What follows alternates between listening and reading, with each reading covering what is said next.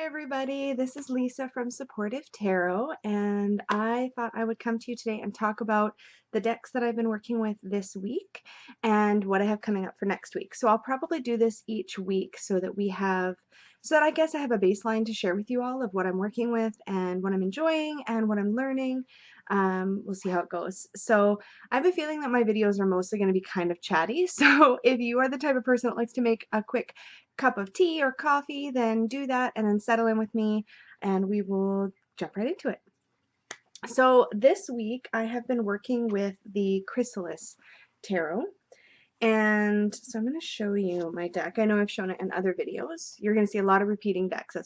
That's the way it's going to be because hopefully I'm using all of my decks regularly. So this is I gotta figure out which side. Oh, there we go, my right hand. So this is what the backing looks like. It's really pretty. I've already got dogs asking to come inside. Okay, so let's see if I can find the spot yet. I'm still figuring out how to line things up with the camera because my image is mirrored so that the text for you, let's see if it'll focus. So the text for you is right. Otherwise it would be backwards and that drives me nuts. There we go. So what I have been, there we go, my right side is yeah, there we go. What I enjoy about this, I really enjoy the artwork for starters, but this deck totally takes me outside my comfort zone, which I may have mentioned before. It really makes me think about the meanings of the cards in a different way, which is really good for me in a number of circumstances. But what I've been doing with this one is I've been doing my Instagram Tarot Challenge with this one this week. I have been doing my daily card pulls, and this one came up for me actually a couple times this week. It's an Eight of Cups equivalent, the Eight of Mirrors. And I really like the way that this particular card shows a figure walking a path. I should stop moving around. I'm the worst. I'm sorry. There we go. Shows a figure moving down a path, and lining the path that he's been walking are all these mirrors. And I see those mirrors as sort of life experiences and lessons learned. What I appreciate about this image is that he's not carrying them with him. He's consciously leaving them there in the spots that they mark that part of his journey. And I think that's really powerful. I think a lot of times with this card we see a sort of throwing our hands up in the air and walking away, but this feels very, very much like honoring the past and what you've learned from it. I really like that. I also really like this take on the Ten of Wands, the Ten of Spirals, and how this figure clearly has got it all under control. Like, it's a lot to carry, but he's got this, and I like that energy very much about this card. This one, at first I really struggled with this image. This is the Seven of Cups equivalent, the Seven of Mirrors. Let's see if I can angle this right. There we go. And we see a figure here who is weaving. What really catches my attention, let's see if I can get the camera to focus on the detail. Maybe not. We will see. Behind her there is a mirror, and that mirror is cracked. And what I sort of take from this is this concept that we're sort of, when we have this energy happening around us, we're sort of lost. And I see this is what happens when we're just hanging out, sort of postponing decision making, when we're like, no, I don't want to change anything, so I'm just gonna keep on keeping on, even though you know that the energy around you is saying it's time to pick. You need to choose a path. You need to choose a point to move forward towards. And I see this as an image of what happens when you don't do that, when you are just staying in stasis, I guess is the word I'm looking for. Really powerful energy here, and a reminder that we can't stay here forever. Like, we have to choose. I like that. The quartz in this deck are really different. The artist calls them the Troop, and each one has a specific energy. So this is the Dreamer, who is the Knight of Mirrors. Yeah, Knight of Mirrors. The Dreamer. This is the Knight. And this is good. They do a good job, I guess, of capturing, I think, the energy of those particular court cards. But I struggle with them a little bit. I'll put that guy back up. I struggle with them a little bit because they're just so different from what I'm used to. And yet there's still definitely You know what I think this deck does really well? I know I'm stumbling over my words, but you know what I think this does really well by making these characters so, in a way, they're sort of pigeonholed into their roles with this artistry, and they're very potent in that sort of archetype or that role that they represent. But I think that's actually really good because I think it's easy to forget with the court cards that one court card doesn't define a person. Usually it's just a dominant energy in that person at that time, whether it's ourselves or somebody else. It doesn't, we're not just the dreamer. Like, we have the dreamer in us. Everybody has the dreamer in us to varying degrees. And I think because these cards are so specifically highlighting a particular trait of that court card, it reminds us that's not all we are. And I like that. Some of the major arcana also gives me a little bit of trouble. This guy came up for me today, and I find him to be really powerful, Papa Legba, but I identify with the strength card as a very personal process, and this sort of feels like I'm getting a guide coming up. And I think that can be a beautiful thing about this deck, but it also, because the strength card is one of my favorite cards, every time I see this come up, I'm like, but where's my lion and my conquering of self? And you know, I think Papa Legba in this deck really does represent that inner strength and that guided strength, but I don't know. I still struggle with this one a little bit. I love the protection in this 7 of Spirals. This is like 7 of Wands. I'm probably going to go through the whole deck again if you let me. Not like anybody can stop me because this is recorded, not live, but I love this. I love this mama bear protecting my den vibe. Let's see if I can find some other really favorite. Oh, now this is a really, really, I don't know what it is about this particular 9.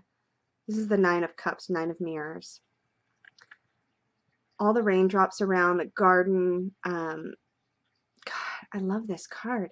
And it's funny because 9 of Cups is one of the cards I always look for in a deck. And this doesn't look like the kind of 9 of cards I would, or 9 of Cups, rather, 9 of cards, 9 of Cups that I would expect. Sorry guys, I will get better at holding these properly. But there's still this, what I like about the 9 of Cups, I should say, is I like the way that it gives me this impression that you're in your element, you're content, things are good. But what this card actually did a great job of reminding me of, let's see if it'll focus, was that the 9 of Cups is also this wishes and blessings and abundance is just raining down around you, and I think this card does a good job of showing that. I always love Mother Goddess or the guy or Gaia as a representation of the Empress. I think that is just beautiful. Just beautiful. So I do really enjoy this deck. I like it much better without borders, as you can, well, I don't know, as you can see, but I've trimmed mine. So it used to have this like yellowish, I forgot that side. This yellowish border all the way around that you see down here went all the way around the cards, and it's actually, oh, I see, if I put it in front of my face it focuses way better. Interesting. Anyway, it had that border all the way around it, so I trimmed that off, and then what I did is I edged mine in a coordinated sort of yellow color to match the yellow. This marigoldy yellow that you see here is what I used on the side. I do like this deck trimmed. There's something about the texture of these cards though that once I trimmed them, I cannot rifle shuffle these very well at all. I don't know if it's just that the cardstock is, I gotta hold it over here. I don't know if it's just that the cardstock is thicker and so I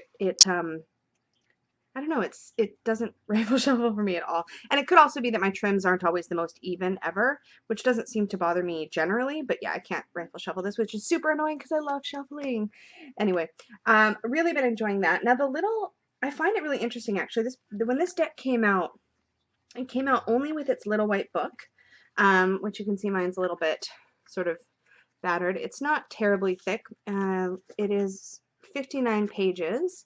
And it's got like a little bit of a paragraph on each card.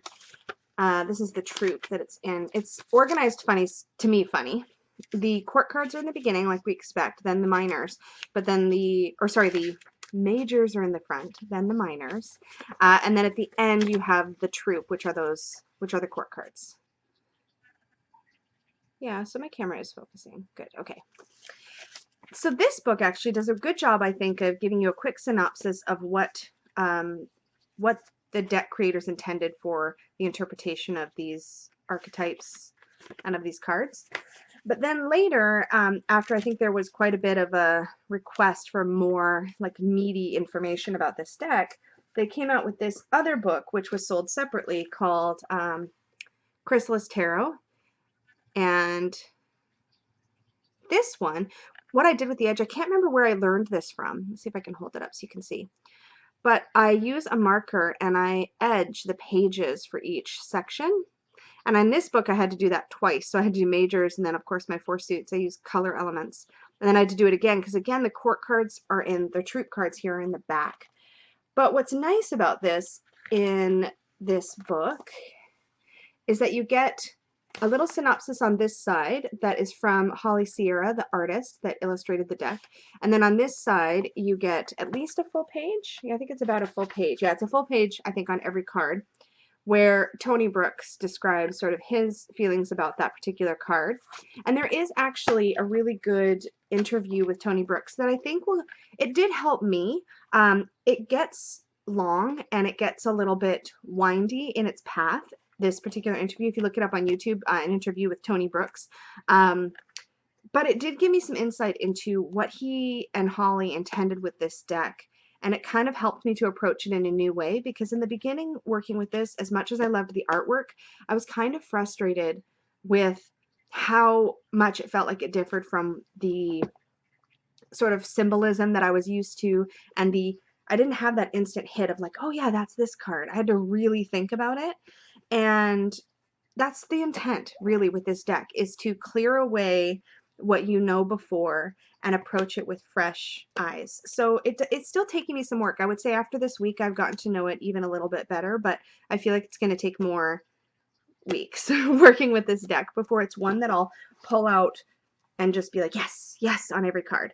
And I mean, I do enjoy it. I do enjoy it quite a bit. But so that's the tarot deck I've been working with this week. And I try to focus mostly, I think I've mentioned this before, but I try to focus on one primary tarot deck, particularly for myself, throughout the week, unless I'm called to pull out another deck for a specific purpose. So this is the one I'll pull for my daily cards and for my, Instagram challenges and all that kind of stuff. So that's what I've been working with this week. The Oracle deck that I have been working with this week is the SelfLove Oracle by Janet Chui. I'm so sorry. I keep slaughtering that name. I'm sure of it. I follow her artwork also on Instagram, and she's Janet Chui Art on Instagram. I'll try to remember to link it below. This deck isn't available except through her website, I believe, and that is on here somewhere, I think. Well, maybe it's not. It might be on the guidebook. But if you look up Janet Chui or the SelfLove Oracle, if you just throw it into Google, you'll certainly find it. This deck, oh yeah, here we go. JanetChui.com. So JanetChui.com. And again, I'll try to remember to link it below. I remember this deck was pretty darn affordable, I think, and it ships from, oh, forgive me, I don't remember, but it did take a little bit to come in, but I don't remember. I think I paid less than $50 Canadian for it all together with shipping and everything, so was not bad considering that I had to order it by itself. There's a little guidebook that fits inside the box that comes with it, and the guidebook has, I know we like to know this, 74 pages, and for every card, the cards are numbered. Oop, where do I hold it? There we go. For every card, you get like a full page of information. The backs on this deck are so beautiful. I don't know how the colors are going to show up on camera. It's these pastels, blues and greens. It's like terrible weather here today, so it's all gray and overcast outside, so my natural light is not the best. I love this with the little flower around the figure's heart. I love this so much. As I've mentioned before, themes around self-love and self-empowerment and self-worth and body image, these are topics very close to my heart. I enjoy speaking about these topics. They're a huge part of my own personal journey. They're a huge part of my yoga teaching methodology and how I approach yoga, and it's a huge part of how I approach spirituality in general. Just a whole bunch. I'm going to get into all that, I'm sure, in other videos, but I had to have this deck in my collection for just that reason. And Janet has done a beautiful job If I have a single complaint about this card as much as about this deck, as much as I love the artwork, I don't like having to turn some cards landscape and some portrait, but I mean, it's worth it. These cards are absolutely stunning. That one's called Evolve. Share Light. This one came up for me as my card of the day yesterday. It says, share both your trials and triumphs. Our stories benefit others twice, when we share them and when we live as examples of transformation, which I thought was so powerful for what I intend for this YouTube channel. I'm going to be filming my tarot memoirs series starting next here. So this just felt really, really important. Set boundaries. Oh. What does that one say? Is that a sideways one? Oh, it is. That's why. It's hard for I keep my preview image small so I don't stare too much at myself as I'm filming. I find myself very distracting. Dream Bigger. That one came up for me as well this week. That's probably why it's on the bottom of the deck. Stop and breathe. And I actually do enjoy, I know some people don't enjoy this. When I have a deck for personal reflection, one that I'm using for like daily polls, I had to go that side. It's really hard for me to get used to. I really like when there's a description on the card or enough keywords that I can just look at it. I don't really spend a lot of time with the book, and unfortunately because of that I can't tell you a lot about the messages in the book because I've only read a little bit of them. I tend to take what's on the card and then that's what I think about, contemplate, meditate on, etc. This is beautiful. Remove toxicity. God, I mean, like, how, I'll figure it out eventually, guys. I'm sorry. How perfect can you be? Like, remove toxicity. This is so powerful as a card about or as in a deck about self-love. And it's funny because there actually are quite a few winged figures on this deck, and I believe the artist at one point clarifies they're not necessarily angels. They can be. I have a thing about angels and angel energy that's, I'm sure, related to my mother. I'll get into that someday. Yeah. Really, really pretty. Yeah, this is the one that I talked about in my other videos, this Move Quickly card. Move quickly. Go with your gut. Jump in. Love it. I love this card. I didn't get it this week, but I love this card. Anybody who knows me will know why. It's the Play card. And look at that little corgi. Oh my god, he's so cute. I love dogs. I love dogs. I just backed a dog tarot on Indiegogo or Kickstarter. I can't remember. I think it's Indiegogo, called the Wise Dogs Tarot. And I'm really looking forward to that. I hesitated because the artist of that Wise Dog Tarot also did the Crow Tarot, and I've heard some stories about that particular campaign not going well. There just being some communication issues and such. Mourn. Powerful stuff here. But I decided to take the chance because for some reason, even though it's collage artwork, something that I said I used to not like at all, for some reason I really just resonated with the preview images that I saw, and I really wanted to have a dog tarot that doesn't feel campy or cheesy to me. Amber in Wonderland also mentioned the Magical Dogs Tarot, so that's on my Amazon wish list. I think I might end up picking that one up as well. We'll see, though. I keep looking at it and kind of feeling torn. There's some of the images feel really powerful and potent, and some of them feel too, I don't know. I'm still thinking about it. We'll see. And then I also, because I can, I like to rotate tarot reading cloths that I'm working with every week because, again, my lovely wife makes tarot cloths for me and for her Etsy shop and all of my tarot bags, but I keep stealing reading cloths from ones that she's made or demanding that she make ones because we keep finding beautiful fabrics and I'm like, yes, I want one of those. So I try to rotate them so I get to use them all and display them all because I love them all so much. This is one of actually the very first ones that she made, and it's got this beautiful starburst design in the center. And this was just a fabric that we just stumbled on, and I was like, oh my god, I need that for tarot because you can put the tarot cards right in the middle.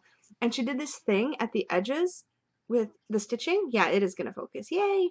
Where there's this like decorative silver metallic thread. And she hates working with these metallic threads because they break on her.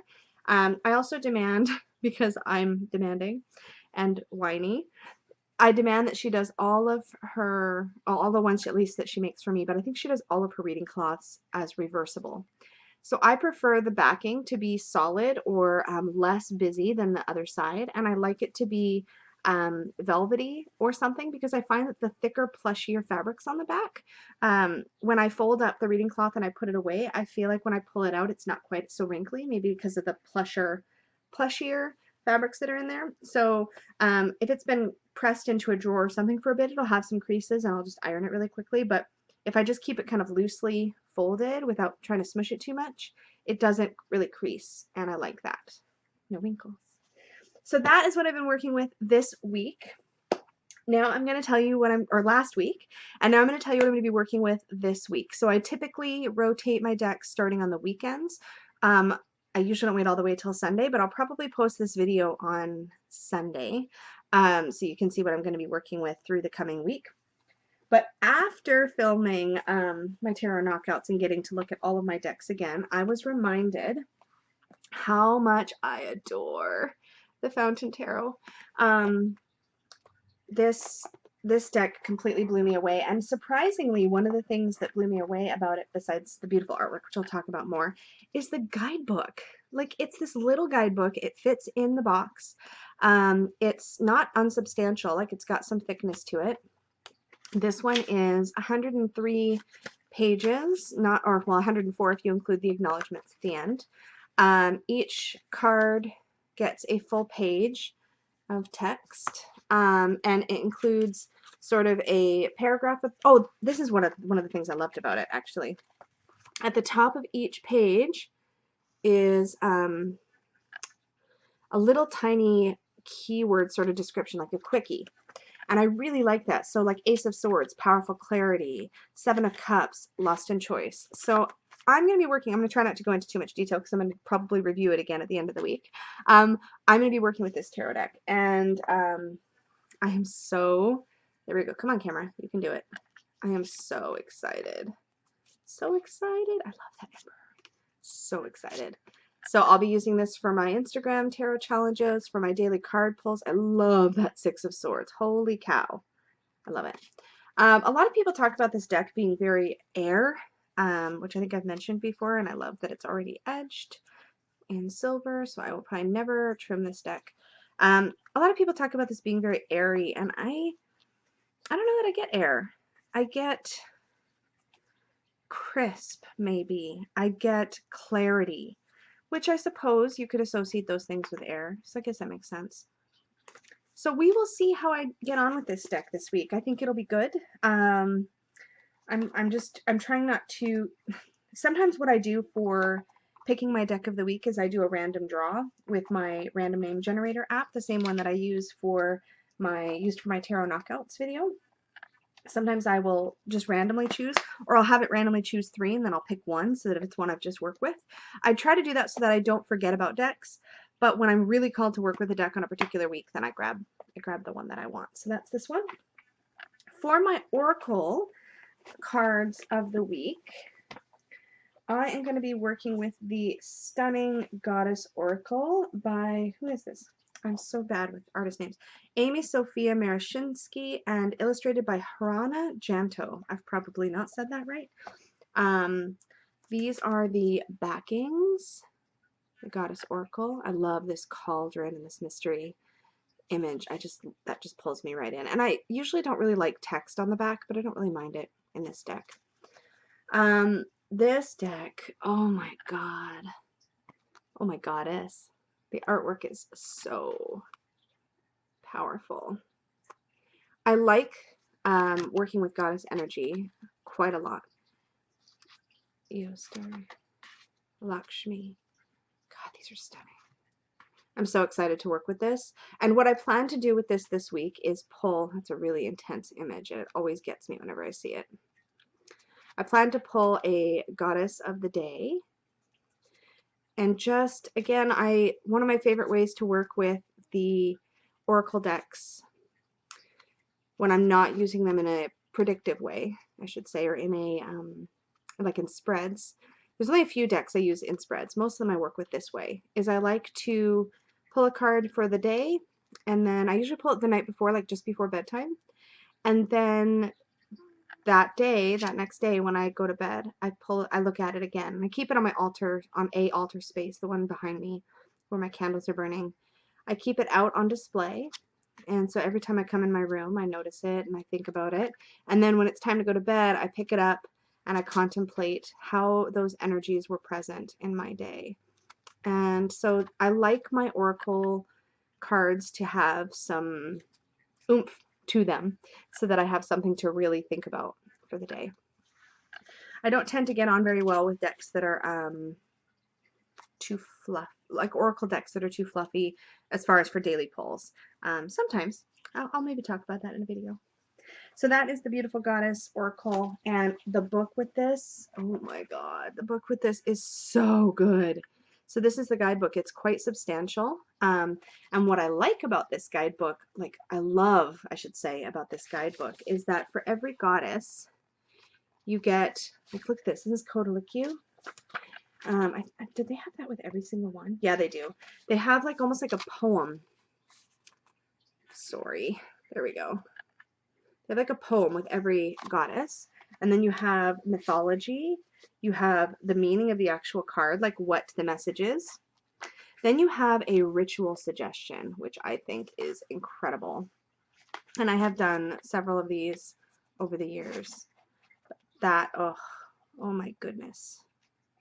Yeah, there's so much to this. So if you enjoy working with the goddess or working with different goddesses or goddess energy, this is a stunning deck. So I'm really excited to have this out this week. And my reading cloth I'm working with this week is my silk reading cloth. So this one's got this gorgeous like little like worn out alphabet in all these different spots. It's like white and black and gray, and then the backing is velvet. And I like this one. This one doesn't really ever wrinkle. It's so light and soft and silky. It's probably, of all my reading cloths that she's made me, this one's probably my favorite, just because it's silk. How can you not love silk? So those are the decks I'm going to be working with this week. So after I've worked with them for the week, then I will make another video and tell you how I got along with them, and if there were any specific pieces that I sort of pulled away, anything I'm struggling with, and share that with you all. So that about wraps it up for my weekly decks. I will see you all again with this exact same video with different content, obviously. I'll see you all again next week. Have a great day.